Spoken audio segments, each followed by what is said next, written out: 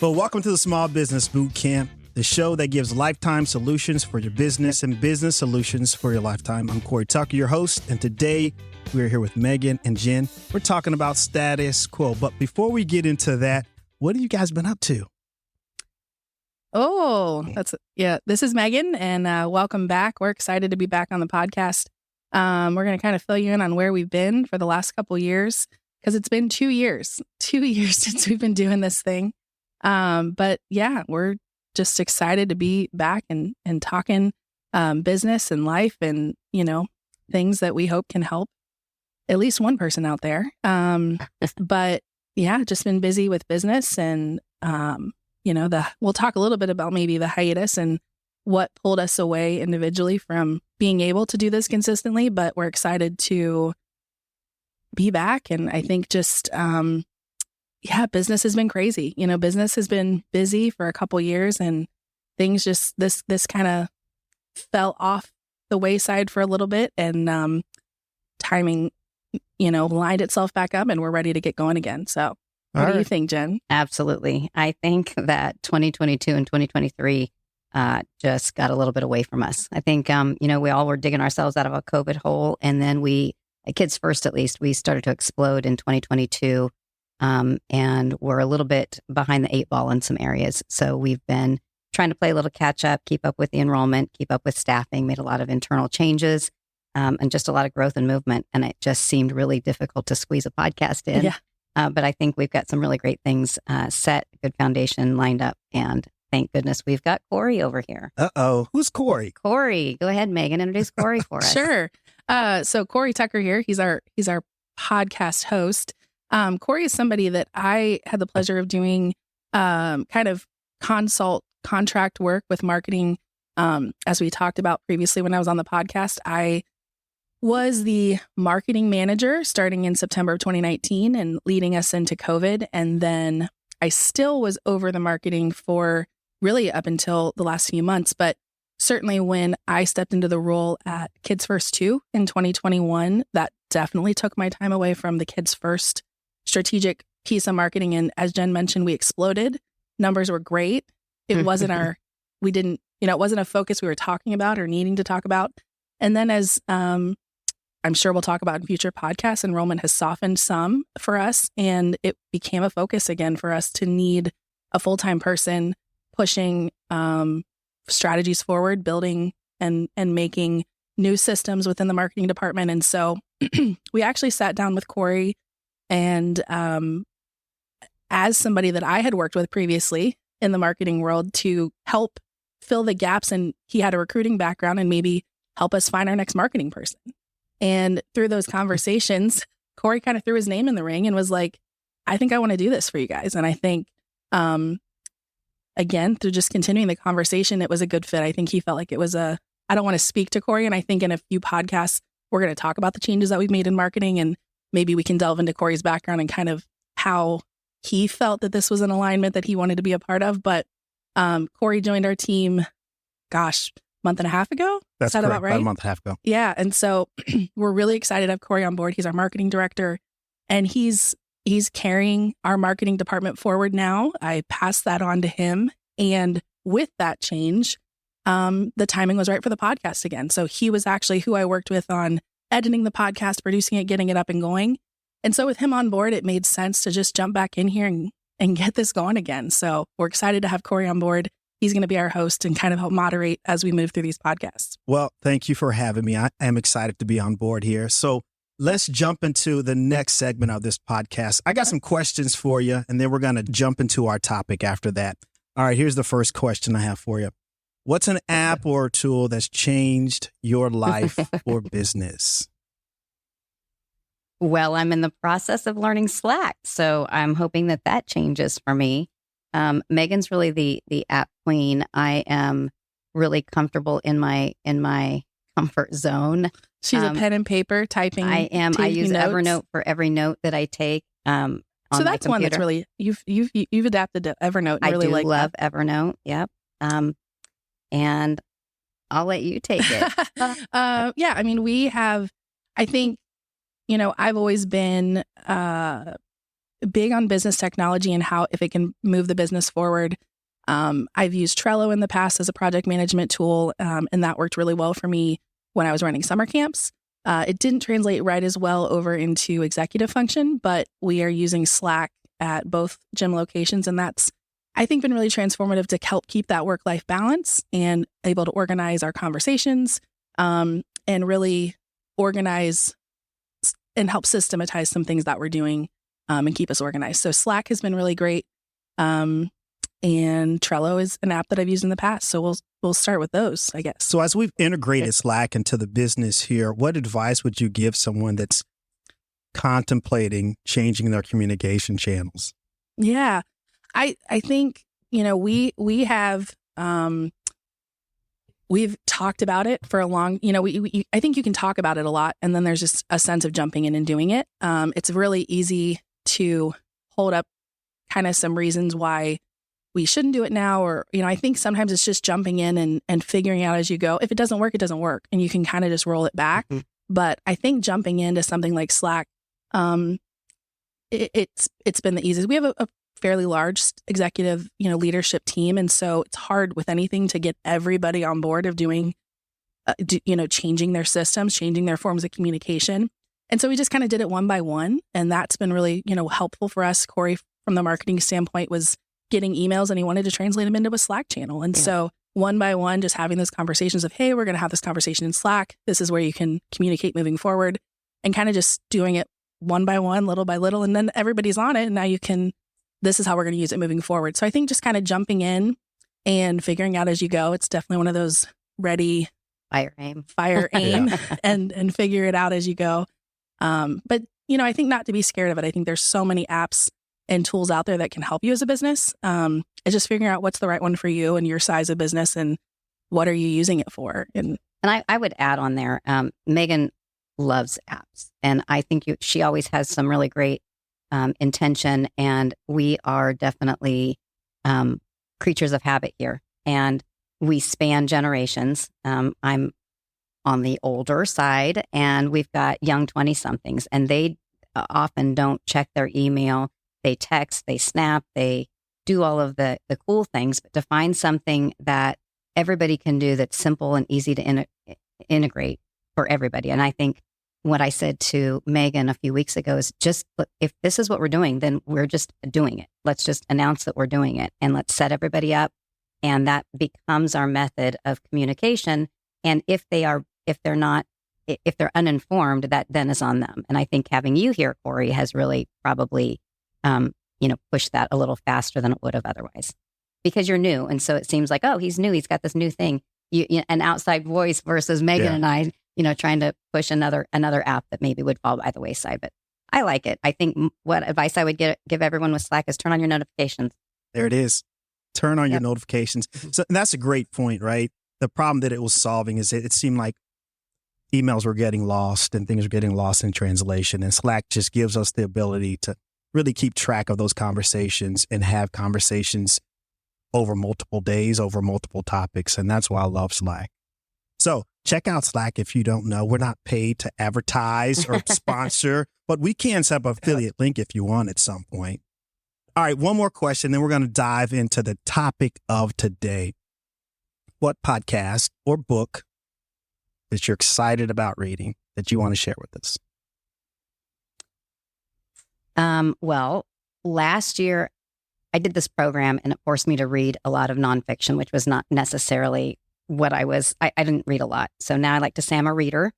So a year ago, I read the book by James Clear, Atomic Habits, which was just really good at a mindset, kind of a reboot.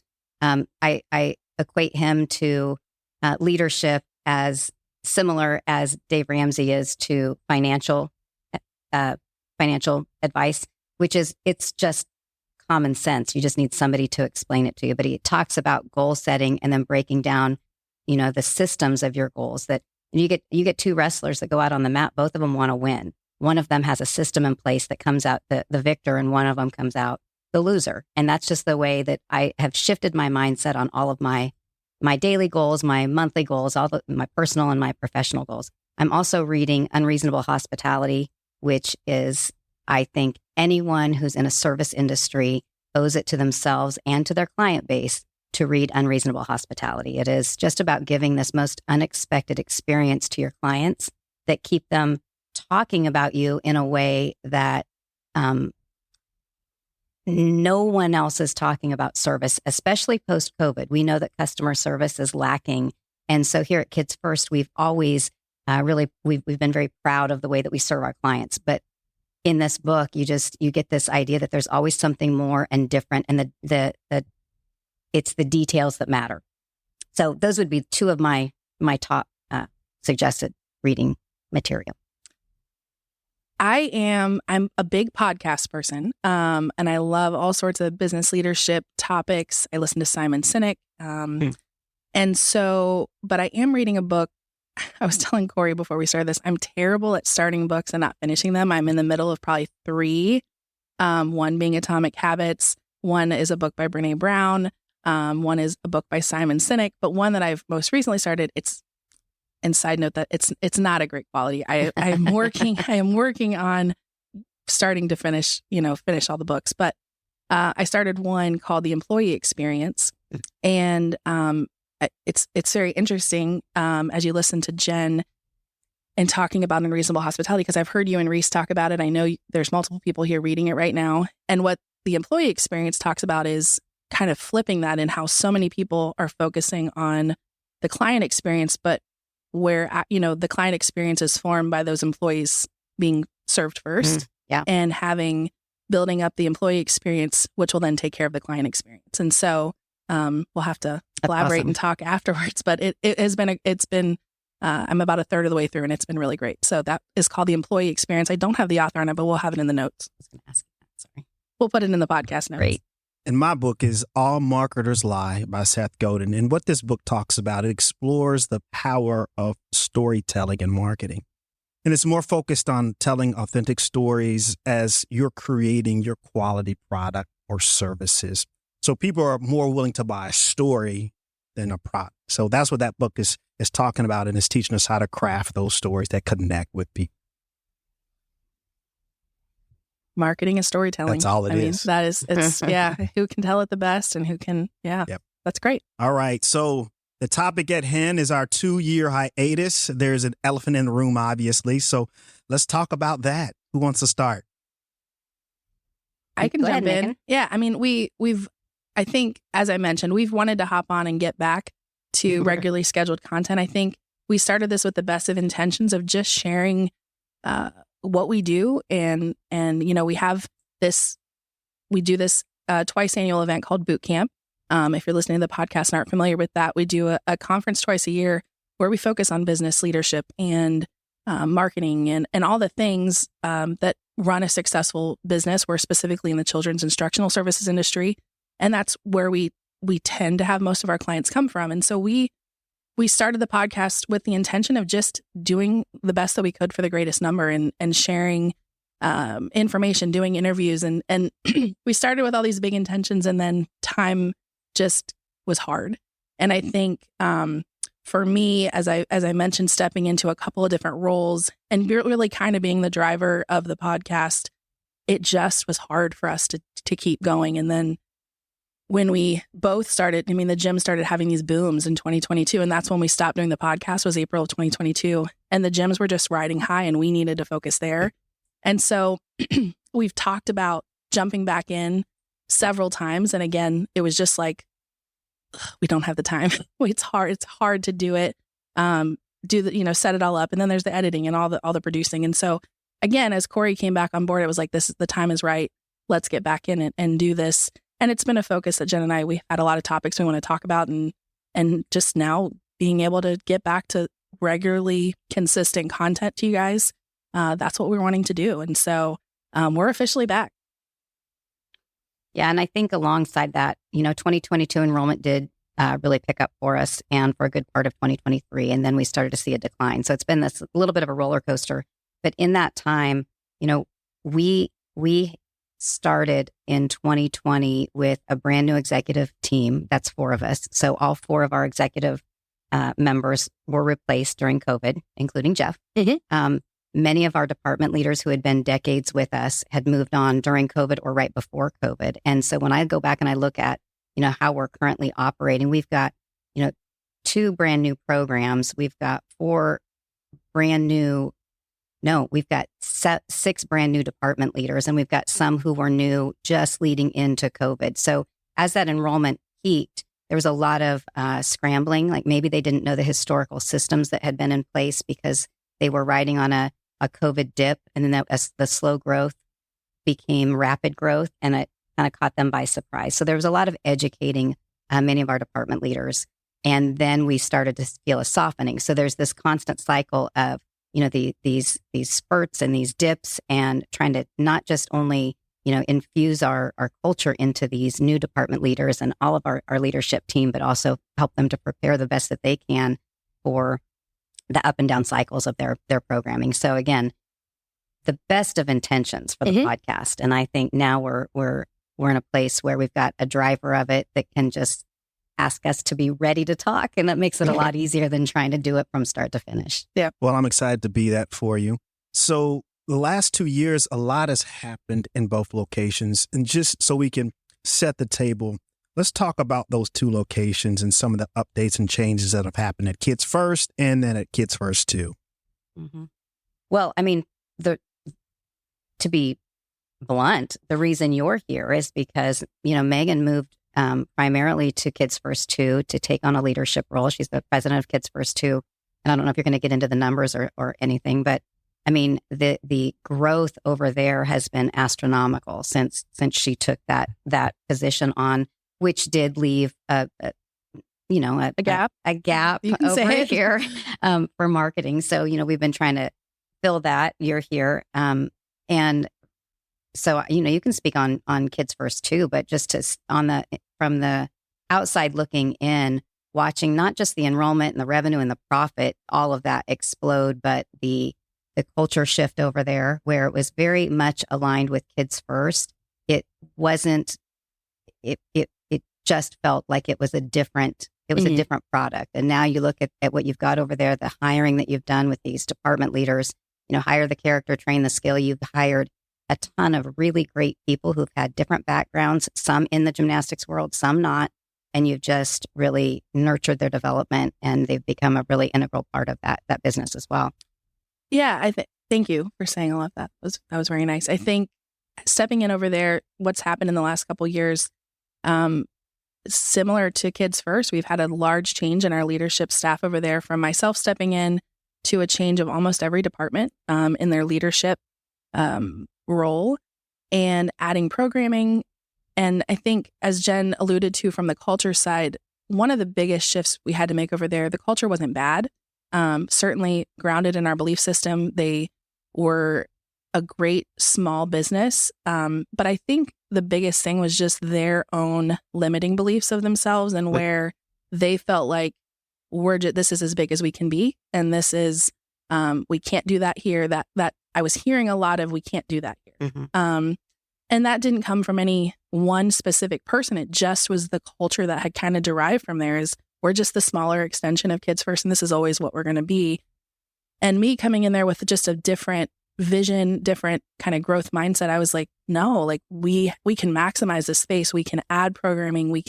And they're just continuing to drive that. And then as soon as they saw summer camp growth, as soon as they saw Ninja taking off, it was like, wow, we can do more, we can be more. And now they're looking at their spaces differently. And so it's just created a whole different culture, new people. And that's been a lot of work over the last. I have a question for you, just to follow up to that. I mean, you talked about limiting beliefs. How'd you overcome those? Was it just in your production, or what was the mechanism that allowed you to start to overcome some of those limiting beliefs? Because you have to root them out first, right? I think that's a great question. I think when I stepped over in there, I mean, my background from Kids First and prior to Kids First was summer camps, daycare, childcare, preschool, that sort of sector. And I had been pre-COVID starting to help them get a summer camp started. And I was even still hearing, I just don't know if it's going to work. I don't know I just don't know how many kids we can serve. And I've talked a lot about it with boot campers. I think they see our space at Kids First. They see this huge backyard. They see this huge gym, and they're like, well, this is great. You guys can do that. But we don't have this space. We don't have a backyard. We don't have all these extra rooms. And I just knew, there was a need. I knew there was demand in the area, and I knew that it could go. I didn't know, I'm like, if we can serve 40 kids a week, we'd serve 40 kids a week. And that's all, that'll be great. And so we started that first summer. I said, we're just going to do 3 weeks. You don't have to do anything. Like and that was the other piece of it, I think, was there was never a driver. And so anything extra, what went on who? It went on the people that worked the hardest and the people that'll just continue to take on extra and extra and extra and feel burnout. And so they're thinking, gosh, summer camp's going to come in and I'm just going to have all this extra work. And it was like, you don't have to do anything. I'm going to drive this. I'm going to take it on. This is what I've done. This is what I do. And I think maybe just that confidence and also just the belief that this is what we can do changed their perspective of themselves and the business. They saw how summer camp was successful. They saw the financial impact, which certainly helps say, yeah, we can keep doing that. But they also saw the hustle and the bustle. They saw the energy that it brought. They saw the impact on their enrollment. And so then we've done 2 full summers of summer camp. We've added ninja programming, and it's just kind of changed. It's little by little. I think having somebody in the driver's seat that has the confidence and the vision to say, we're going to take this on. And if it doesn't work, it doesn't work. But we're going to take it on and we'll figure it out as we go. And if it was a mistake, it was a mistake. I mean, that's what Kids First was built on. And so I think it was just that whole shift from the top in our mentality of how we were going to approach things. And now I see them trying new things where I feel like when I started, it was a lot of, yeah, we just can't do that. We can't do that here. And so, yeah, it's pretty transformative for sure and powerful. To summarize that, so you set small goals and then led the charge. Yeah.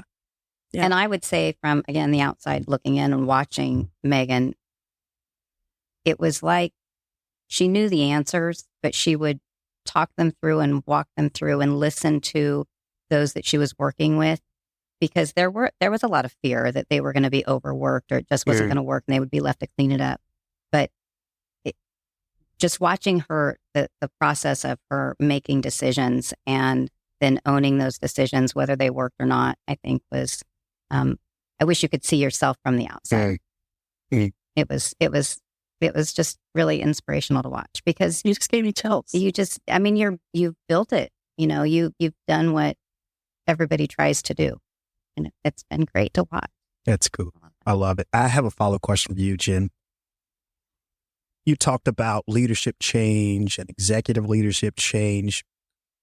As you walked through that process, was there something that caught you by surprise as you're trying to bring up this new executive team and these new leaders? Was there something that really caught you by surprise?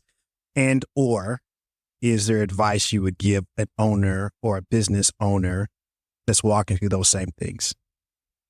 There's lots of advice. I think, Meg and I often joke about the list of things that we don't know. And we don't know until it comes up. And then you realize, I should know that, but I don't know that. And I think, the greatest advice is just not being afraid to accept and to recognize that you don't have all the answers and you're not supposed to have all the answers. But you surround yourself by smart people who can help you find those answers. And what the answer is today might be different than tomorrow. And I think being able to pivot is really important. I think I was most in awe of anyone that's listening to this that is a boot camper or a former boot camper understands where Jeff stands on delegation. And I think the ability to fully delegate responsibilities, where you're not only just delegating the responsibility, but the authority and the accountability of the action, and having faith in those people to do those things. And I think Megan and I lead differently than Jeff did because of all that list of things that we don't know. So we want to be sure that we know what's going on in each department, and we know that the strengths and the weaknesses of each department leader, and that we're constantly supportive and available, which Jeff was all of those things. But he was really good about hands off. If you have a problem, you can talk to me about it, but I trust you and have faith in you to solve it. And I think at the early onset, we probably immersed ourselves more into each department because we had so much turnover. As we were coming into this role, we had these new department leaders who we were trying to ensure that they were aligned with our culture. They knew it was okay to make mistakes, but they also knew what an affordable mistake was versus, irresponsible decision making. So all of those things would be my advice. Make sure that you know what your goals are, you know who you are as a company, you surround yourself with smart people, and you're not afraid to accept that you don't know it all. That's great. I don't even remember your first question. You answered it. Well, and I think something we both have talked about, but you have definitely been a driver of is with all of the new leaders, not losing the culture, not losing what Jeff built. And for so long, like I remember when I started, we had DLs here of 15, 20 years. Right. I was one of the few new people. And when COVID happened, I was one of the more veteran staff, having been here 10 years. And then after COVID, there was maybe only 2 or 3 that had been in a DL role for longer than 10 years. And so we had all these new DLs. And as on top of just trying to dig yourself out of that hole, it was doing it in a way that is in alignment with who we are.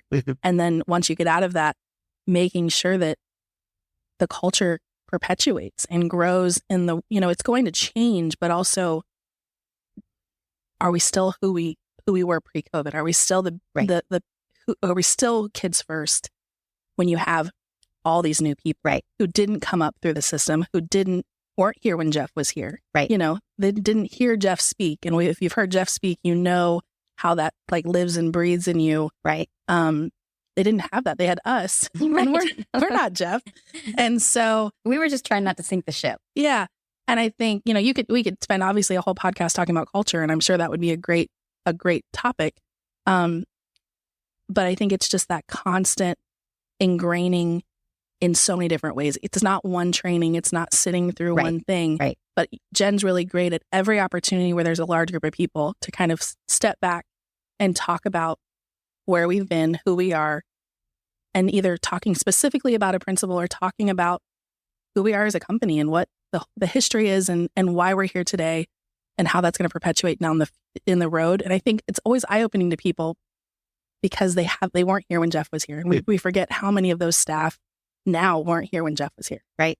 So that's always that culture piece and making sure that you are doing everything you can to preserve that and cultivate it, empower everybody aligned in the same system. I think that's been a big challenge, and also I think it's now a strength. Awesome. Well, speaking of down the road, what's next? What's coming up next for Kids First? Oh, we've got big plans. Go ahead. Both locations have big plans. So the campus, which is our early learning center, which rented space at Kids First, just moved. Yesterday was their first day in their new location that is on the property adjacent to Kids First. They moved from 5,000 square feet to about 21,000 square feet. And also yesterday, Kids First started assuming the rent of that 5,000 square feet. So, on our list of things to do and how to use that space is to figure out the best use of that space for the short term and then for the long term. And short term, we started tearing out bathrooms yesterday to take it from preschool age to school age. And we'll be using that 5,000 square feet additional space for our summer camp. And we currently run about 325 students a week in summer camp. We're hoping that goes up to that we have the capacity to increase.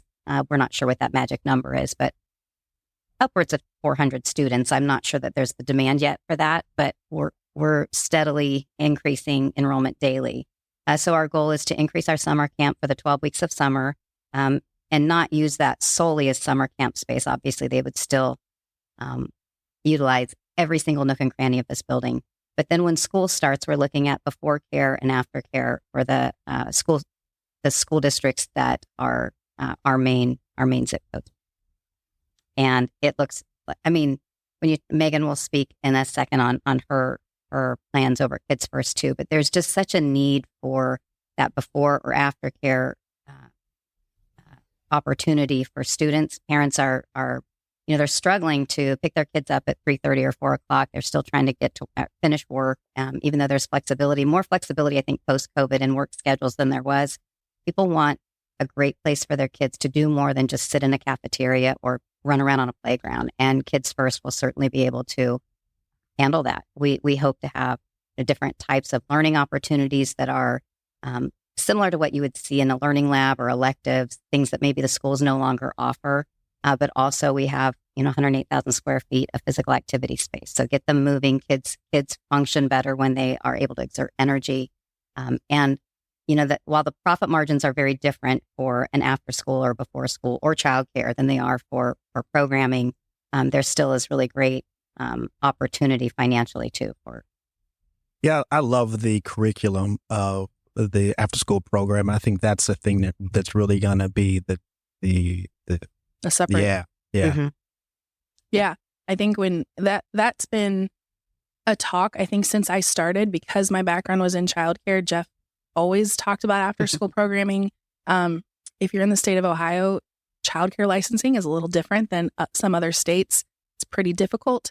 And so it wasn't something that we could just start, tomorrow, or, there's a process. And so now that the campus has left the space that they're in here, we have a space that's been licensed. We know that it will meet licensing standards. Kids First 2 is also embarking on taking on some before and after school space that is not currently renovated for licensing to code. So we are working through with a contractor on getting some space that has been offered to us up and going for before and after school, and potentially adding a preschool. And so I think for us right now at both locations, we're working together on a lot of those plans. Some things will be a little different. Some things will be the same. And then I would say the other big thing right now is this marketing change. I think for us, that has taken a back burner for a year or two. And as Jen mentioned, numbers were great. And then when they weren't, it's like, hey, maybe we should pay a little attention to this again. Maybe we should have somebody driving this. And so we'll let, as I said, Corey talk about that in a future podcast. But there's a lot of changing and moving parts right now to marketing, entering the digital age where we were print and media for a long time. And also, as both gyms, really where we weren't focusing on special events, we're looking back at special events and always staff education. I think we're always looking at how to develop and grow our staff. So those have been some of our key focuses at both locations, and it's the reason why we had to take a hiatus. Well, there it is. So what's coming up for boot camp? Boot camp. So boot camp, we have our 72nd. Boot camp number 72 is coming up in just a few short weeks, May 2nd through the 6th. We do have some spots remaining. Boot camp is a 3.5-day immersive business education seminar with all the leaders from Kids First Sports Center, and then some outside guests that we bring in as well. And it's just an amazing opportunity to be kind of on ground zero of how this business has been built, learning from Jeff and Jen, Kim. Kim is our controller, who's amazing at teaching accounting concepts to anybody that doesn't speak numbers the way that she does. And so it is an amazing opportunity for businesses to jump on board. We are in the children's instructional services industry. So we've had gym schools, swim schools, karate, music, childcare, anybody that serves kids for the most part can benefit from boot camp. So we have that coming up in just a few short weeks. We typically do a May boot camp and a November boot camp. We have relaunched our biz tips from Jeff. So we do an email newsletter every few weeks for the children's instructional services industry. They're short and to the point, and they give business tips and advice straight from the man himself. I find them very easy to read. I find them very educational. Every time I read them, they're always poignant, to the point, and I feel like I leave with something to think about. And then we're back with the Small Business Bootcamp podcast. So we're going to be pumping back out some regularly scheduled content. We might do interviews. We do some deep dives into the business, relevant topics to the industry. And you can help us by spreading the word and helping us spread the positivity to the industry. You can share our podcast. You can share it with an industry friend, or you can subscribe. If you have a topic idea, send it to info@metzgerbootcamp.com. And man, what should we leave them with? We should leave them with 3 takeaways. What do you think are the 3 takeaways we should leave them with? I think number 1 is that we're back. We're excited to be back doing the podcast. We've been busy, but we are so ready to share with you where we've been and talk through that, where we're going, and how we can help each other enter this new era of business together. That's our goal. Lifetime solutions for your business that can give you business solutions for your lifetime. So subscribe to the podcast. Come to the next boot camp. We still have a few spots open. I'd love to see you there. I'd love to meet you. We could talk about any marketing needs that you might have. You can visit us at MetzgerBootcamp.com.